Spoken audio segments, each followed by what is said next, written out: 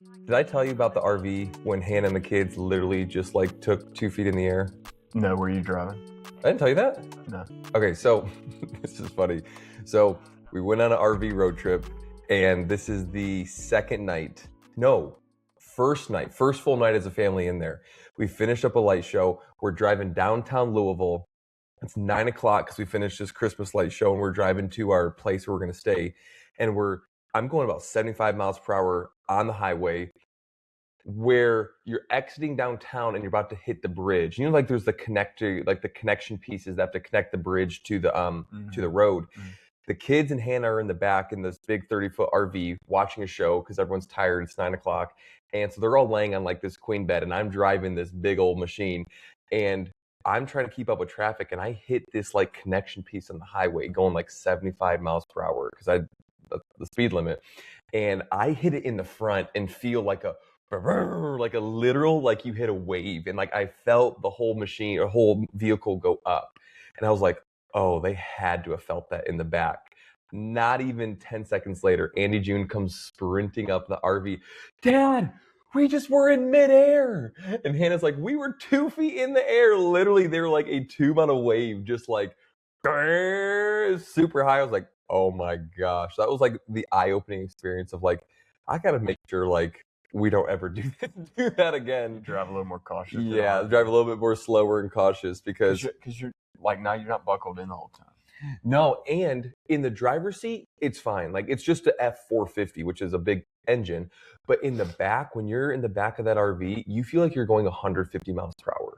Really? Versus like in the front, you're okay. I'm going 55 like miles per hour. Legally, you don't have to buckle. I don't know. It's there are buckles on like the front seats, but you totally had to buckle. But to have your 3 kids buckle the entire time, I'm like, just go lay in the back. Yeah. So good luck to you. We survived. Yeah. I don't publish, or I don't suggest that to anybody, but it was an amazing trip. Well, if anyone wants to ride on an RV trip, they should reach out to your comment. Yeah, exactly. For more details. Exactly. Well, we're back, Trevor. Yeah, another conversation, digging into a few different things. Recently, you just did a little bit of a internal study, right? I have no idea what you're about to talk about. Yeah, you did. Internal study? Yeah, you did a personal study. What we were talking about earlier. Yes. Do you want me to just give context? I think it's pretty helpful. Okay, whatever. No context, just full diver. Yeah, like, dude, this study was wild. I can't believe it. The results were wild. Here's the abstract. 4 sentences. You ready? In the beginning was the Word, and the Word was God. Yeah, exactly. Okay, so I have had a Whoop for about a year. A Whoop is a fitness wearable that tracks all of your fitness data, recovery, strain, sleep, steps, calories, and it coaches you through it. It's very hot. I think it's hot as in popular. I think it's great. I had it for a year. Not hot as in sexy. Not hot as in like the temperature burns you. It's just a popular thing. So I had that for a year, and the number one fitness influencer in my life, named Trevor Deal, actually told me to get a Garmin instead. So because of that, got the same Garmin. Got the same one. But because his watch face is different. Thank God he hadn't figured out which one. But I did disconnect the phone. Good. And it's way better. We can talk about that in a second. No notifications. But anyways, so I was like, okay, I don't want to do the Whoop model because it's just a subscription. You got to keep paying for it. And I was like, I just want to cut costs. I'm going to do the Garmin, and I just want to keep it simple. So there was an overlap for about 10 days where I had the Garmin on my left wrist and the Whoop on my right wrist. And I'm like, I'm really curious to see just some few data points on, I'm actually going to pull it up because I have my phone right here. Few data points on, I was particularly interested in the calories and the steps. Because when it comes to true health and eating clean, moving often, or sleeping well, eating clean, moving often, those are 2 important things to kind of like talk about as far as like calories in, calories out, your step. We always talk about moving often. All right, so let me pull up this averages. So over a 10-day average, my average Garmin step count was 10,600 steps per day, and my Whoop was 13,000. So that's a 300 step difference. 3,000. Sorry, 3,000. Thank you. Which is pretty significant. Yeah. But then the thing that really was kind of like boggling was the calories, where the Garmin was around 2,700 and the Whoop was around 2,200.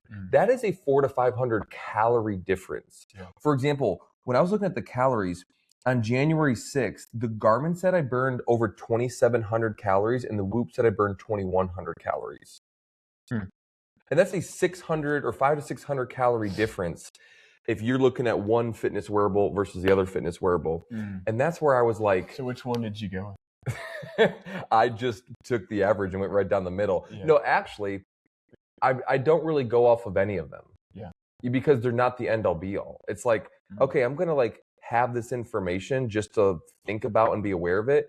I could burn 2,100 calories or I could burn 2,700 calories. I don't actually know what it is unless you're doing one of those like VO2, oxygen, calorie, whatever things in exercise science lab, which I'm not going to.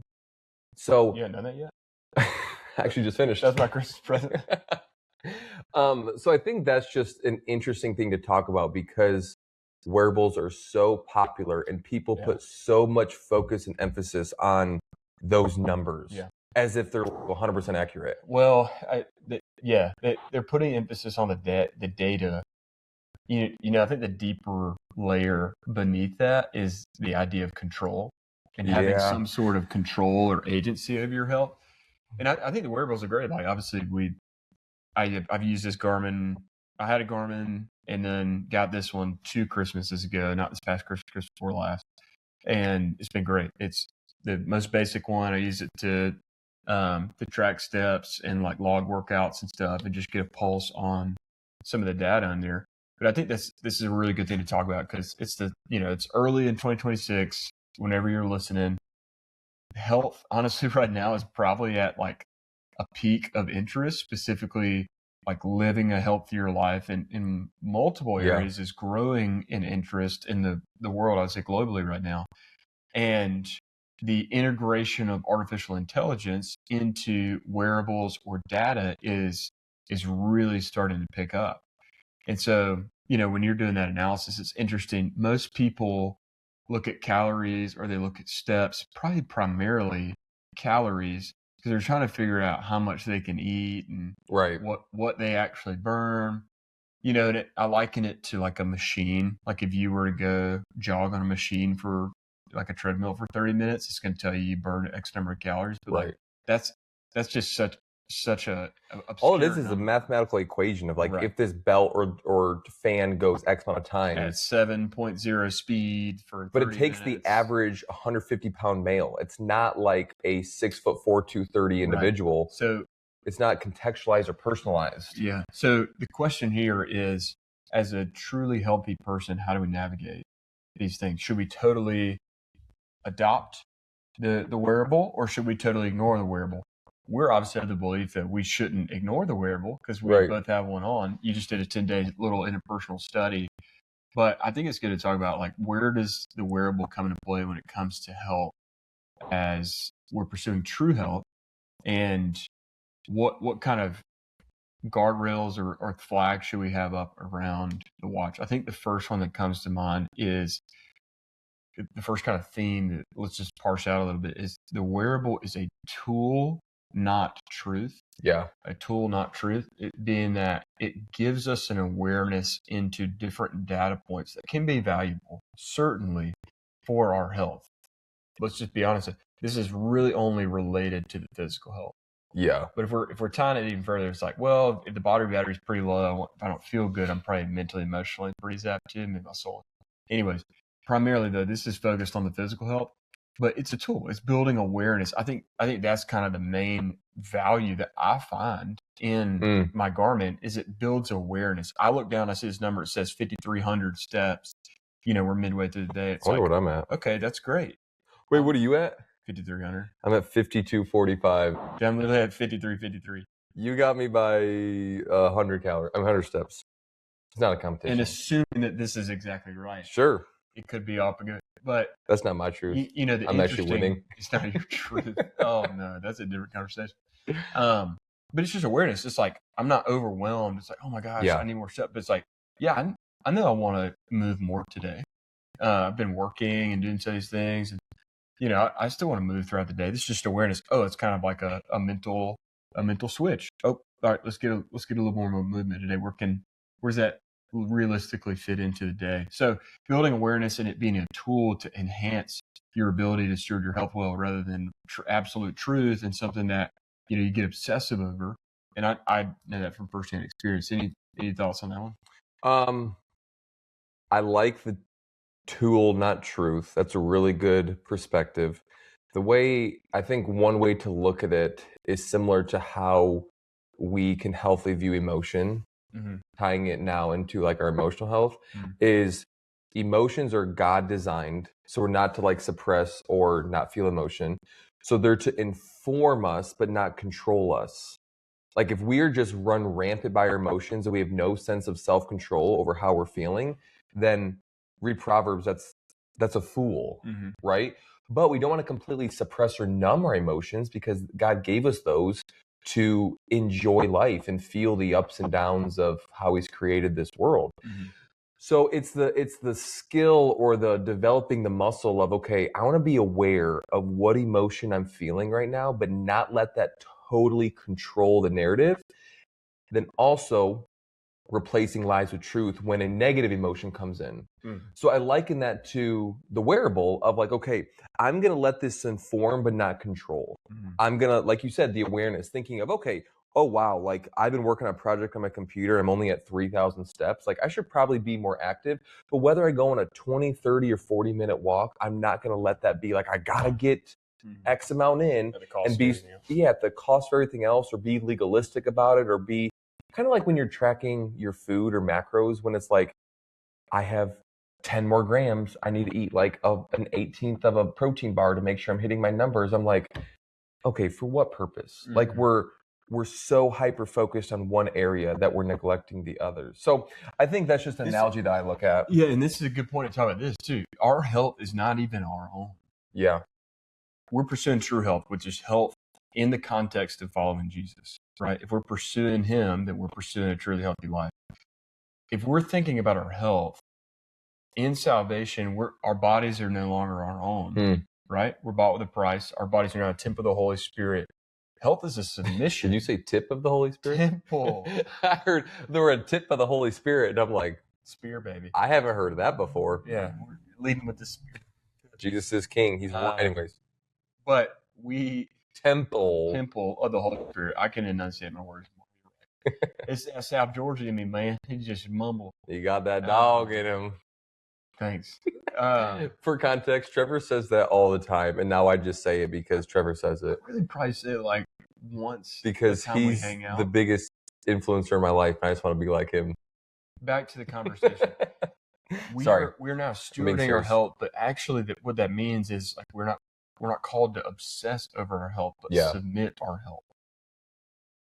The interesting thing about submission isn't we're not just laying it down and leaving it there. Stewardship is both that and participation in with Jesus. And so it's saying, hey, Jesus, none of my health is my own. Physically, mentally, emotionally, relationally, spiritually. None of it's my own. So I'm submitting it to you, but I will participate by saying, I'm going to do the things that you're calling me to so that I can take care of these things for you and for other people. So if we're thinking about this, it's like, I'm looking at the wearable. I got the data. It's great. I'm going to try to get a few more steps throughout the day. Like I personally try to get 8,000 or more steps a day. That's just a target. It's a known number that helps with metabolic health. I also feel better when I move. I get to unplug, I get to step away. There's a lot connected there. But I'm not going to do that at the expense of everything else going on in my life. If my wife needs something or if work needs something, like I can't just go walk and ignore responsibilities. Maybe that's something that. But what if you have a specific goal that you're like, I need to lose 10 pounds by this date? Because you said you can't just go on a walk, get your steps in, and neglect all other responsibilities. What if I want to lose 10 to 20 pounds and I have to be physically active to do these things? How do I balance that out with all the other responsibilities? Because in order to do that, it will need to take a higher priority over other items. So how do you think about that conversation? Yeah, I mean, that's a great question. I think the there's steps to that topic. Okay. I would first say one is the goal doable in the season of life that I'm in. So if I have a goal to lose 10 to 20 pounds, is it realistic to do that in this season of life? I would say initially, let's play this out. Yes, it's reasonable. The speed or the activities that are involved in that effort towards the goal is probably what needs to be kind of played around with, or kind of moved up or down in terms of what actually you have capacity for. So like, yeah, I think everybody could have time for, or it could be a season where they could try to lose 10 pounds. Okay. Because I think there's definitely levers that you can pull, things you can focus on, regardless of how much time you actually have or think you have. From there, I'm going to look at my calendar on a macro basis. And when I say macro, I mean like a week's time. And I would plug in to the calendar what I realistically can commit from a week on a week's basis on movement and, primarily movement and nutrition, being like, what do the meals look like? When am I getting the food? When am I making the meals? When am I exercising? When am I going on a walk? And really just trying to plug some stuff in there. Yeah, there's little things you can do in between, quick walks, stairs, parking further away, things like that. But that's how I do. Is this goal attainable in the season of life that I'm in? Then let me look at my week. Where do I have time for these things? And that might mean that you start a little bit earlier, or you do something a little bit later, or you look at the in-between moments and try to make the most of what you have. But that's where I would start in a conversation like that. And then at the same time, we have to, as truly healthy people, like, yeah, I'm sure you have goals. I have goals too. I can't abandon my responsibilities of life for the sake and pursuit of those goals. That's not what Jesus wants. I don't think that's responsible. I also don't think that's truly healthy. So let's say this example again. I'm ruthlessly pursuing 10 pounds less. I want to lose it, but that impacts my marriage, friendship, my work quality, all this sleep to an extent. Let me share what I've noticed too. Yeah. Everything you said is great. What I've noticed is that when someone wants to do or reach a health goal, let's just use this example, lose 10 pounds. They got to get more steps in. They're going to go to the gym. The common obstacle is time. I don't have time. Like, my entire day is pretty much jam-packed. There is some legitimacy to that for a lot of people. But what I've noticed is a common thing is that people try to add more gym or step or health stuff into what's already going on in their week without subtracting something. So you only have 24 hours. They have 16 hours that are awake, and they have about 15 and a half that are all filled with stuff. Mm-hmm. And now we're like, I got to add an extra 90 minutes of let's say a 45-minute workout and 45-minute walk on top of everything I'm already doing. And that's where the conversation comes like, hey, we need to establish priorities. Your responsibilities are work, family, and your health. Within those time domains, let's actually look at what you're doing. Mm-hmm. Maybe your 2.5 hour scroll on YouTube late at night because you're just tired is not a priority. We're going to go to bed an hour and a half earlier and go to the 6 a.m. class rather than waking up at 8 o'clock and going to work by 9 or something like that. So essentially what I'm trying to say is your life is going to have to change. You're going to have to shift priorities and make this an actual priority because most of the time we're going to work 6 to 9 hour days, 8, 9, maybe 10, but then you still have an extra 6 or 7 hours. Sure, you have family responsibilities. I run 3 businesses, have 3 kids. I try to continually date my wife, make sure my employees are all taken care of. Yeah. But I'm still going to prioritize my workouts and my steps because I'm not doing all the other stuff. I'm not in extra clubs. I'm not watching TV series. I'm not binging stuff late at night. There's nothing wrong with that. My wife and I have a series. Unless 21 Pilots drops an album. That's a very good point. I love 21 Pilots. But it's a priority to make sure that those are in my schedule first. And then I'm going to backfill. Hey, let's watch a show because everything else is already included. Yeah, I think that's good. Let's revisit the framework a little bit. Hey, I got this goal. Where does the goal fit into the context of your priorities in this season of life? And do those priorities need to shift? Have you ever listed out your priorities of okay, when I'm thinking about this, priority number 1 is you could talk about your rule of life you just did, of filling out like, hey, here's are the roles that I have. Like, I'm a disciple, I'm a Jesus follower, I'm a husband, I'm a worker, all these things. I'm curious on how that impacts this. Does that make sense? Yeah, it does. I don't want to go too deep in the rule of life. Essentially, what he's referring to, rule of life, is kind of like a structure.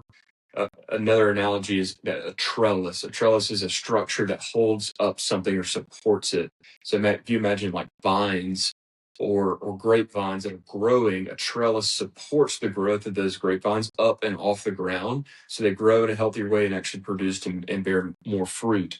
The rule of life operates in a similar fashion. It is designed to help you establish rhythms inside of a structure for fruitful growth. It itself is not the growth, it's not the goal, but it enhances the structure and puts guardrails. So rhythm of patterns and habits. Correct. That's all it is. And what Alex is referred to is when I did it, I looked at what roles I have in life. In my opinion, doing them in the most, I try to do them in the most important order. I looked at the roles. I was thinking about the vision for each of the roles, and then I thought about what habits support those roles. So did it go Jesus follower, husband to Aaron, friend to Alex? It in that order. It did say disciple first. It did say husband. It did say fitness influencer. It said grammar, Instagrammer. No, but the roles are super important, and we're thinking in the lens of a truly healthy person. We want to be truly healthy. We want to follow Jesus and steward our health well at the same time, which is what he wants for us. Not everyone is on this journey, but if you're watching and you're listening, and this is something that you're like, what's going on here? As a truly healthy person, your priorities shift. They change. That's good. They change. Yeah. They change because we are now putting Jesus at the center in the front of everything that we do. Jesus, what do you say about my life? How should my priorities shift? What are you asking me to care for and to take care of? What are you asking me to steward? So in the sense of a truly healthy life, Christ has to come first for me. Yeah. From that place, he has gifted me a marriage and a spouse that I love deeply, and that he has given me to care for, love, and protect, and to pursue. Okay, that's up there too. He's also given me friends.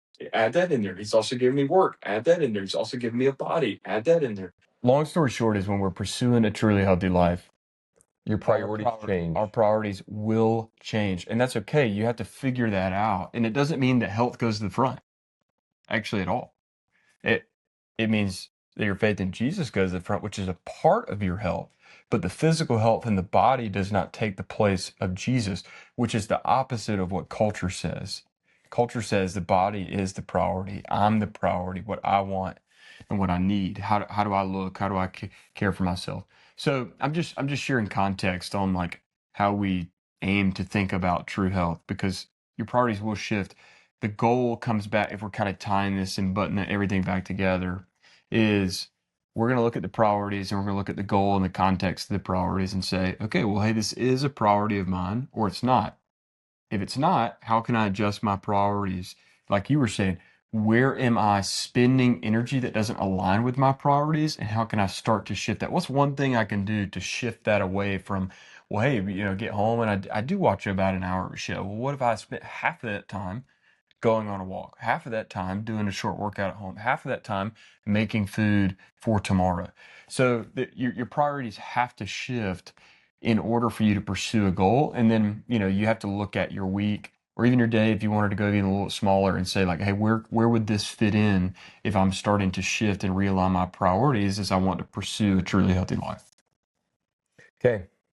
We're almost done.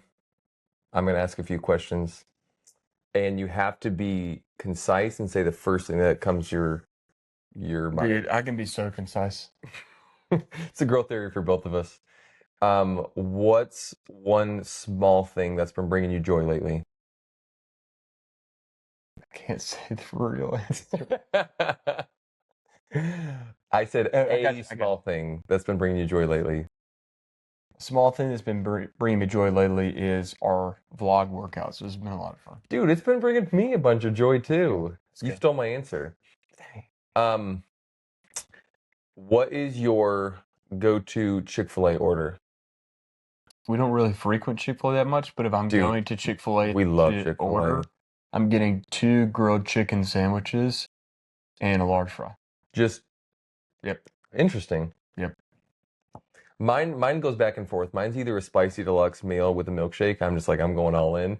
Or I'll do a Cobb salad with extra chicken tenders on the side because I just want a little bit extra protein, but I love their fried chicken. Nice. It's just so good. Nice. To put the questions back on you a little bit, what's been something that has been hard for you past week or so?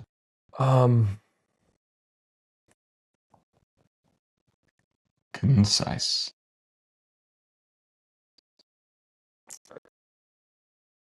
Letting go of the need for my house to be orderly and clean. I'm sure that's hard. That's been hard. Yeah. I also love that. And I don't have 3 kids. It's just me and Aaron. Yeah, I can understand. Every question is like, dang, that's a good one. I steal that. Yeah. Chick-fil-A order, hard. You didn't like my Chick-fil-A order, and that's okay. That's your business. That's true. That's true. That's your business. But the joy did bring it up. Yeah. Last question. If someone wants to learn more about Holo, what should they do? Where should they go? Yeah, they should click the link in the show notes. It's our website. We have all the resources you need to start pursuing a truly healthy life. Really central to that equation is the 7 habits of health. It's our framework.